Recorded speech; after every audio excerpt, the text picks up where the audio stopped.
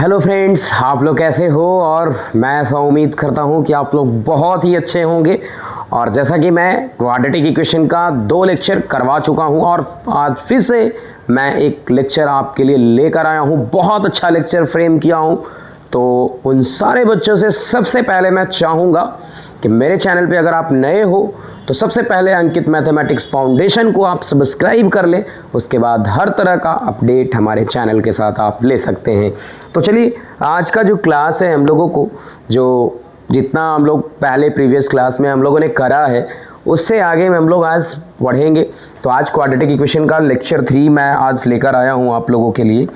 मैं बता दूँ उन सारे बच्चों से कि ये जो लेक्चर है वो बहुत इंपॉर्टेंट होने वाला है और बहुत अच्छा लगेगा आपको अगर ये वॉच करेंगे। तो इसमें आपको जनरली पहले कंसेप्ट बताया जा रहा है, उसके बाद आपको जो है वो सारे क्वेश्चंस जो उस पैटर्न पे हैं वो बताए जा रहे हैं।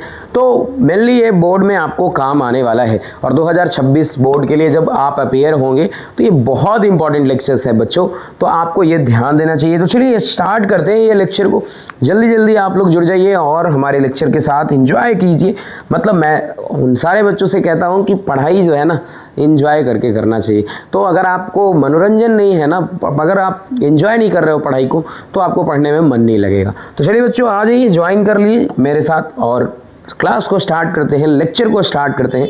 शुरू करते हैं क्वाड्रेटिक इक्वेशन का लेक्चर 3। आज का ये लेक्चर 3 होगा।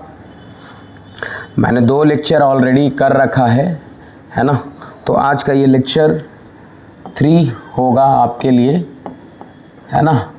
तो आज हम लोग करने क्या वाले हैं, देखिए कलर चेंज कर लेता हूँ। सबसे पहले यहाँ पे देखिए टॉपिक क्या है। अगर आप देख रहे होंगे तो nature of roots, nature of roots of quadratic equation, इसमें हम लोग आज ये डिस्कस करने वाले हैं। समझ रहे हैं आप लोग। तो सबसे पहले नेचर ऑफ रूट्स के बारे में हम लोगों को डिस्कस करना है। तो सबसे पहले मान लीजिए कि लेट द गिवन इक्वेशन, जल्दी जल्दी बता दो बच्चों कि ये आप जानते हो नहीं। Let the given equation ax² plus bx plus c, ये आप लोगों ने पढ़ा है। और इसमें क्या कंडीशन याद रखना पड़ता है, तो where a not equal to 0 होना चाहिए, है ना। ये आपको तो इतना बात पता ही होगा आपको, है ना। उसके बाद and d is the discriminant, d is the discriminant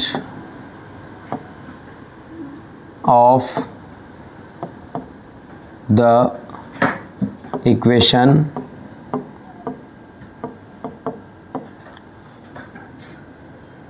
and its roots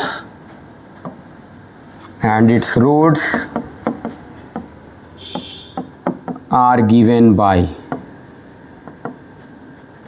roots जो दिया गया है वो क्या, x बराबर -b प्लस माइनस √d/2a। तो ये 2 रूट्स इससे निकल कर आता है। तो ये नेचर ऑफ रूट्स में हम लोगों को क्या पढ़ना है वो अभी डिस्कस करेंगे, बारी बारी से डिस्कस करेंगे, है ना।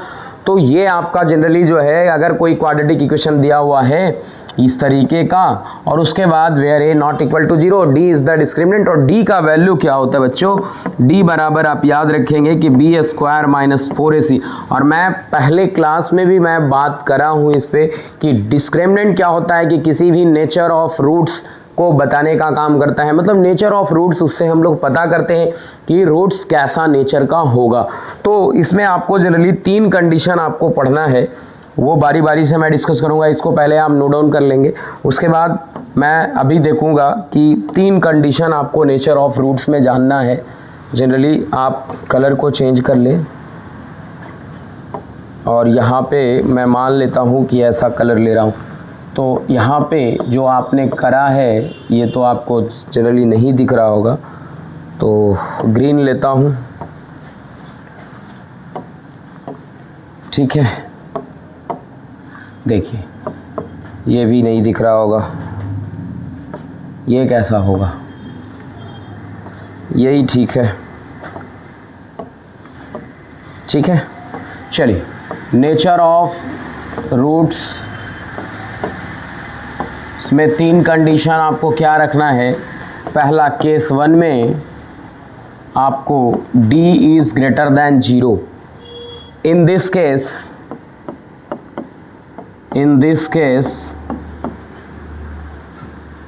Case roots are real and distinct. मतलब कैसा रूट होगा, अगर ये होगा d ग्रेटर देन 0 तो x बराबर होगा -b minus under root d/2a, और दूसरा होगा x बराबर -b plus under root d/2a। ये होगा आपका जनरली रूट्स होगा। दूसरा कंडीशन बच्चों जल्दी जल्दी, d इक्वल टू अगर 0 हुआ तो क्या होगा केस 2 में, केस फर्स्ट है, और ये केस यहाँ पे इसको ऐसे मिटा लीजिए, है ना। पहला केस आपको ये बना, और केस 2 यहाँ पे बनेगा आपका केस 2 में आपका जनरली क्या बनता है, d इक्वल टू 0। तो इस केस में क्या होगा, इस केस में क्या होने वाला है, in this case roots are real and equal. ये क्या हो जाएगा, रियल एंड इक्वल हो जाएगा, मतलब कि दोनों ही रूट्स -b/2। अब ये आता कैसे है कि डिस्क्रिमिनेंट आपने देखा था कि डिस्क्रिमिनेंट से ही रूट का पता चलता है कि वो इक्वल होगा, कि रियल होगा, कि डिस्टिंक्ट होगा। तो यहाँ पे अगर d 0 करते हो तो ये दोनों रूट्स देखिए तो -b/2a और -b/2a मिलेगा। तो अगर d इक्वल टू 0 हुआ तो ये इस तरीके का आपको रूट्स मिलने वाला है। और थर्ड केस आपको जो है दोनों ही रूट्स x बराबर -b/2a और x बराबर -b/2a, तो ये 2 केस। और तीसरा कंडीशन जो मैं ऊपर लिखता हूँ आपके सामने, ठीक है, तीसरा केस भी आप देख लो, case third, d less than 0, और इसमें क्या मिलता है बच्चों कि in this case roots are imaginary होता है, मतलब कोई भी रियल रूट नहीं मिलेगा आपको। तो ये जनरली आपका 3 केस इसमें याद रखना, इसी से जनरली हम लोग क्वेश्चन को सॉल्व करेंगे।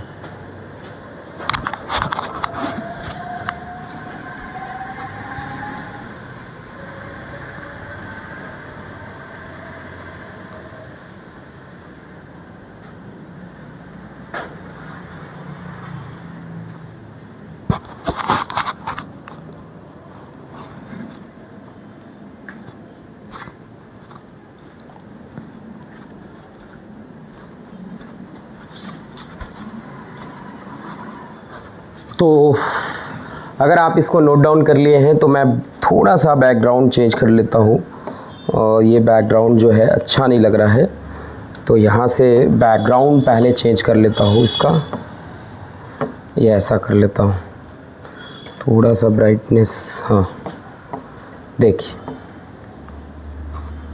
यहाँ पे अब ये जो है आपका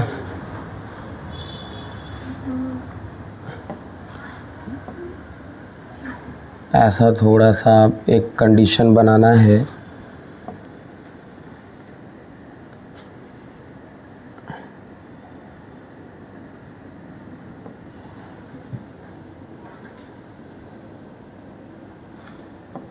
ये आपका जो है इस तरीके का कंडीशन आप इसमें याद रखेंगे।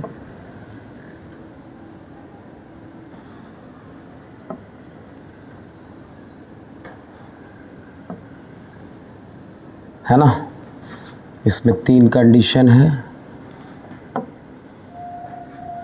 और यहाँ पे रूट्स होगा, है ना। यहाँ पे आ जाइए, ये होगा वैल्यू,